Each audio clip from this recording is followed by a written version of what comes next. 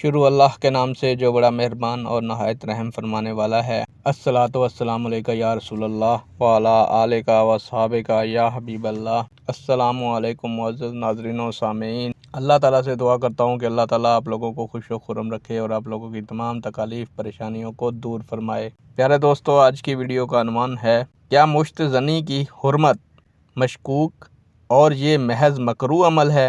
امید کروں گا کہ یہ معلومات آپ کے علم میں اضافہ فرمائے گی اور آپ اس ویڈیو کو شیئر کریں گے، چینل کو سبسکرائب کریں گے تاکہ دوسرے لوگ بھی اس معلومات سے مستفید ہو سکیں۔ بڑھتے ہیں ویڈیو کی جانب۔ پیارے دوستو، مشت زنی قرآن و حدیث کے دلائل، جمہور فقہا کے اجماع اور اسلام کے پاکیزہ مزاج کی روح سے حرام، ناجائز اور ممنوع عمل ہے۔ سورہ المومنون کی آیت نمبر 7 کے سیاق و سباق سے یہ ظاہر ہوتا ہے کہ شریعت میں صرف بیویوں اور شرعی باندیوں سے جائز طریقے کے ساتھ شہوت پوری کرنے کی اجازت ہے۔ اس کے علاوہ شہوت پوری کرنے کی دیگر تمام صورتیں جیسے مرد کا مرد سے، عورت کا عورت سے، شوہر کا بیوی یا شرعی باندی کی دبر میں کسی آلہ سے یا اپنے ہاتھ سے شہوت پوری کرنا حرام ہے۔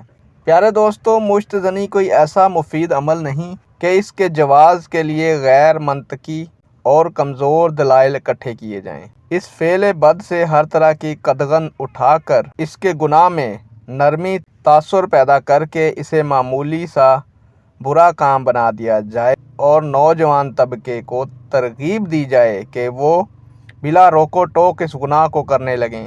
مشت زنی ایک غیر فطری فعل ہے اور محض شہوت رانی اور خود لذتی کے لیے اس فعل بد کو کسی نے جائز قرار نہیں دیا، بلکہ جمہور فقہائے کرام نے اس فعل کو ناجائز اور مذموم قرار دیا۔ اگر کوئی شخص تحقیق کے بعد اس عمل کے جواز و عدم جواز کے بارے میں دوسروں کی آراء سے اختلاف رکھتا ہے تو یہ اس کا علمی حق ہے۔ اس علمی اختلاف کی وجہ سے اس فاسق و فاجر اور جہنمی قرار دینے کا رویہ درست نہیں۔ یہ علم کا میدان ہے جہاں ہر شخص کو اپنی دلیل پیش کرنے کا اور مخاطبین کو اسے قبول یا رد کرنے کا حق حاصل ہے۔ نیک دعاؤں کے ساتھ آپ سے اجازت چاہوں گا۔ اللہ تعالیٰ آپ کا اور میرا حامی و ناصر ہو۔ اللہ حافظ۔